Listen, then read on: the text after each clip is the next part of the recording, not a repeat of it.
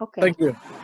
So now we are going to the next verse.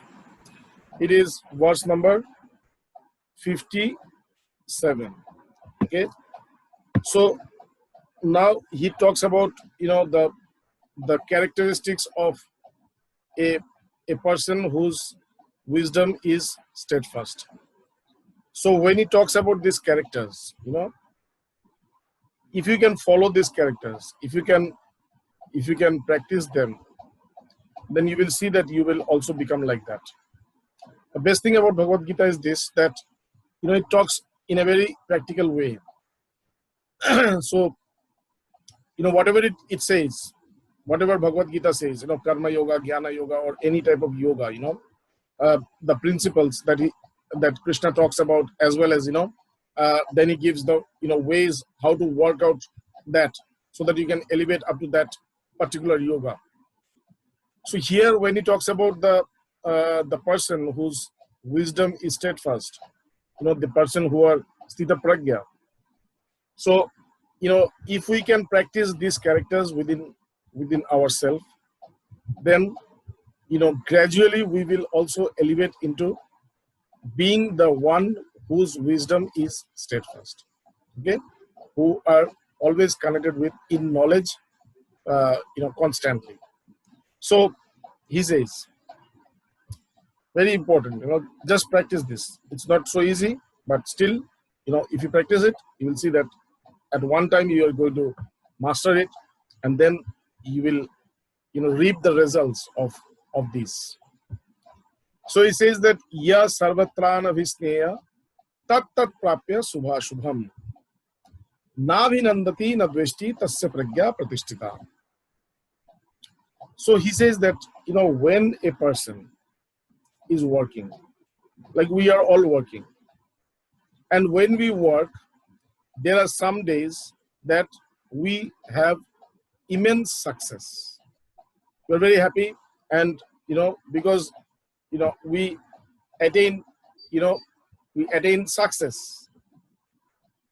Sometimes it's undesirable, like we didn't even expect, but it happened. And sometimes it's failure. Okay, so when it is success, then it's happiness, and when it is failure, it's sadness, it's sorrows. Now, when we have happiness, we go and get attached to them.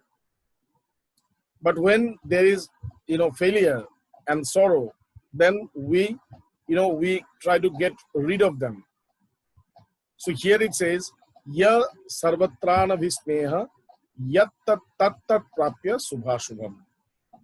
One who is completely, who does not have any kind of affection. One who does not have any kind of affection in whatever consequences he has for his karmas. Like his karmas may give him good results, his karma may give him bad results also. But he is not at all, affectionate about good results or inaffectionate about bad results. It's the same. He does not, he does not, he does not make any distinction. It's the same in both cases. Okay. Yes, sarvatrana visneha tat tat prapya subha shubham navinandati nadveshti tasya pragya pratishtita. And when it is happy, when it is happy time, he does not become very he does not become very overwhelmed, and he starts to praise, wow, you're so nice, you're so good, and this and that. And when it is not so happy times, like when it is sad, or when it's difficult times, then he starts to criticize, hey, like this, So when a person is inaffectionate to any kind of results of action, or every kind of results of action, even if it is a good or bad action, it's okay, it's the same. And in any case, he does not praise, or he does not get overwhelmed, with joy, with happiness, with affection, with attachment. or he does not criticize. He does not also get overwhelmed with criticism. You know, this person is considered to be a person whose wisdom is steadfast. Okay, so Aditi, over to you. Ok, entonces el siguiente verso de lo que se nos habla Swamiji es del verso 57, y aquí habla de las características de una persona que está establecida en la sabiduría. Y si puedes practicar estas características, lo interesante es que practiques, porque verás que te vas a volver esto. El Bhagavad Gita habla de una forma práctica, muy práctica, y Krishna habla de la persona que está establecida en esta sabiduría para que practiques este carácter, porque practicando este carácter gradualmente te elevas en aquel que está establecido en esta sabiduría. Estás todo el tiempo, te vas a conectar todo el tiempo a esta sabiduría constantemente practicando esto. Así que no es fácil, pero practica. Practica y verás los resultados. El Gita dice que cuando una persona trabaja, acciona y naturalmente las acciones traen un éxito y naturalmente otros días las acciones traerán un fracaso, no traerán un resultado esperado. Entonces, naturalmente al éxito se asocia con la alegría y al fracaso se asocia a la tristeza.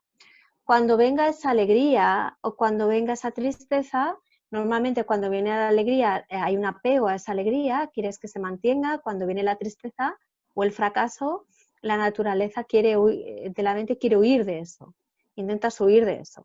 Entonces aquel que no está afectado por ningún resultado de las acciones, aquel que la consecuencia de sus acciones son tratadas de la misma forma, tanto lo bueno como lo malo, lo exitoso, lo que sube como lo que baja, lo exitoso como lo que fracasa. Cuando estos resultados son lo mismo, para aquel que cualquier resultado es lo mismo, esta persona está establecida en la sabiduría. Cuando un momento feliz que trae el celebrarlo, el alabarlo, el hablar de él, como un momento triste o malo o difícil que trae la crítica, cuando esta persona no se asocia a los resultados positivos ni negativos, no está afectada por todo esto. Cuando cualquier resultado de cualquier acción es lo mismo, cuando no hay ese apego a la felicidad o esa crítica, esta persona está establecida en la sabiduría. Okay. Yes. So